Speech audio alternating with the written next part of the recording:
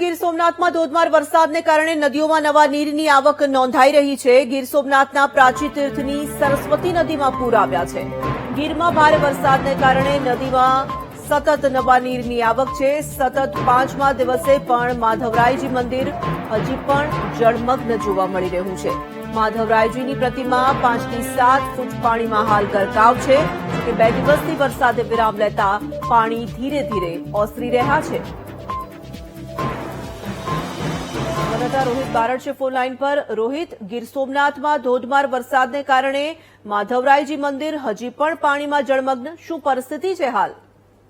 ચોક્કસથી જે ગીરની અંદર છેલ્લા જે 2 દિવસ પહેલા જે અતિ ભારેથી જે અતિ ભારે જે વરસાદ પડ્યો તેને લઈને સરસ્વતી નદી જે ગીરમાંથી પસાર થઈને આવે છે તે સરસ્વતી નદીમાં ઘોડાપુર આવ્યું હતું ને હવે ધીરે ધીરે પાણી તો ઓસર્યું છે, પરંતુ જે પ્રાચી તીર્થ ખાતે જે આવેલું છે માધવરાય ભગવાનનું મંદિર છે તે હજુ પણ પાણીની અંદર ગરકાવ છે। 5 થી 7 ફૂટ સુધીની જે માધવરાય ભગવાનની જે પ્રતિમા છે તે પાણીની અંદર ગરકાવ છે અને જ્યાં નદી છે તેની અંદર ઉપરવાસમાંથી હજી પાણીનો પ્રવાહ છે તે અવિરતપણે આવી રહ્યો છે। તેને લઈને છેલ્લા 5 દિવસથી માધવરાય ભગવાન પાણીની અંદર જળમગ્ન થયા છે। તો હજુ પણ 3 થી 4 દિવસ સુધી જે માધવરાય ભગવાન છે તે પાણીની અંદર ગરકાવ રહે તેવું હાલ લાગી રહ્યું છે, પરંતુ ગીરમાં છેલ્લા 2 દિવસથી વરસાદે વિરામ લીધો છે તેને લઈને હવે નદીઓની અંદર જે ઘોડાપુર આવ્યા છે તેના પાણી હવે ધીરે ધીરે ઓસરવા લાગ્યા છે।